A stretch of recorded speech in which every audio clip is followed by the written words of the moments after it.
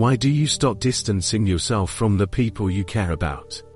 Sometimes you don't even understand what is happening to you. You stop texting first. You answer messages less often. You don't want to meet. You just want silence.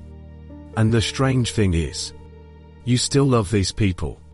You haven't stopped caring. You simply don't want to keep explaining yourself. Sometimes we distance ourselves not because someone has become unimportant to us. We distance ourselves because we have spent too long being someone we are not around them. We tried to be easy to deal with. We stayed silent when we wanted to speak. We forgave things that hurt us. We pretended everything was fine. And then, one day, something inside you becomes quiet. You don't want to argue anymore. You don't want to prove yourself. You don't want to beg to be understood. You simply step away. And the other person may think, you've changed.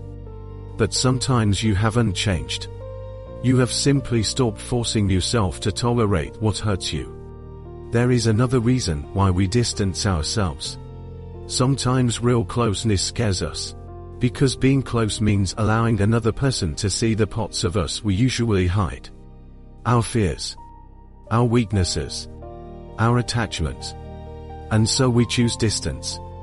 Not because we don't love, but because we are afraid of being hurt again. But if you keep running away from closeness, one day you may realize that everything around you has become very quiet. So ask yourself honestly, do I really not want these people anymore? Or am I simply tired of being the person they expect me to be? Those are two completely different things. Sometimes you really do need to leave. And sometimes you need to stay for the first time without abandoning yourself. Sometimes we think we simply need to be alone. But when this feeling lasts too long, it may be worth listening to what is happening inside you. Maybe you haven't lost interest in people. Maybe you simply lost the energy to keep living according to their expectations. When you spend too long trying to be good for everyone, something inside you becomes exhausted.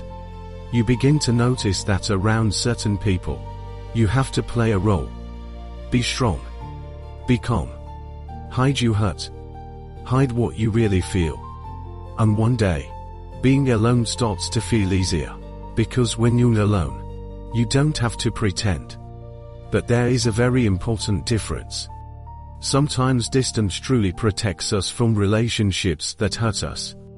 But sometimes we create distance because we are afraid of being vulnerable again.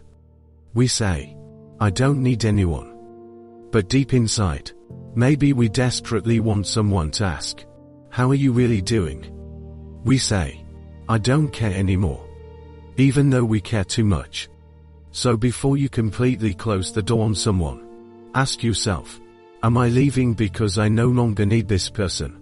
Or, am I leaving because being myself around them hurts too much? The answer can change everything. Because sometimes we really do need to let someone go. But sometimes we need to let go of the version of ourselves that was constantly trying to unlove. You don't have to stay where you are hurting. But you also don't have to run from everyone who might see the real you. Closeness doesn't mean having no fear. It means being able to be yourself even when you are afraid. And maybe that's why you are pulling away right now. Not because you've stopped loving, but because you are trying to learn how to love other people without losing yourself.